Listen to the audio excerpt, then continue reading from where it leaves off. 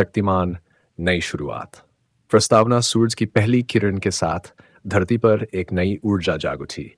इंसान जो तकनीक और विज्ञान में नई ऊंचाइयों को छू चुका था, अपनी मानवता को पीछे छोड़ता जा रहा था। इस आधुनिक युग में बुराई ने एक नया रूप धारण कर लिया था। केवल एक ही व्यक्ति था जो इस अंधकार से लड़ सकता था, शक्तिमान। अध्याय 1। पुरानी यादें। मुकेश गुप्ता, जिसे दुनिया शक्तिमान के नाम से जानती थी, अब एक साधारण जीवन जी रहा था। उसने वर्षों पहले अपने शक्तियों का उपयोग छोड़ दिया था, ये सोचते हुए कि दुनिया अब खुद अपनी रक्षा करने में सक्षम है।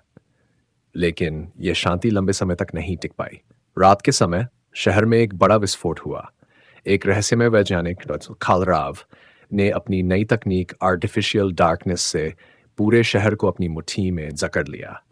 यह तकनीक अंधकार के माध्यम से लोगों के मन पर कब्जा कर लेती थी, उन्हें कठपुतली की तरह नचाती थी। अध्याय 2। शक्तिमान की वापसी। घटनाओं की खबर सुनकर मुकेश अंदर ही अंदर बेचैन हो उठा। उसके गुरु तमराज खिलविश की यादें उसकी आत्मा को झकझोरने लगीं। उसने अपने गुरु स्वामी सत्य को खोजने का निर्णय लिया। स्वामी सत्य ने उसे समझाया, मुकेश, तुम्हारा कार्य अभी पूरा नहीं हुआ है।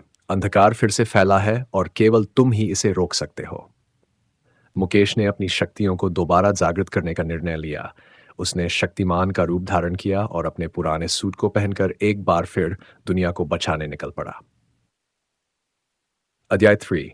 नया दुश्मन। कालराव एक साधारण वैज्ञानिक नहीं था। उसने वर्षों तक शक्तिमान की कमजोरी का अध्ययन किया था। उसने डार्क वेव नामक तकनीक बनाई जो शक्तिमान की शक्तियों को कमजोर कर सकती थी।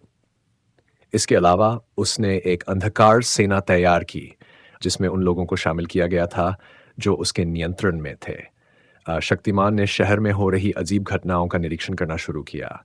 हर बार जब वह अंधकार सेना से लड़ता तो उसकी शक्तियां कमजोर पड़ जातीं। उसे समझ में आया कि इस बार केवल ताकत से नहीं, बल्कि दिमाग और संयम से लड़ाई जीतनी होगी। अध्याय 4।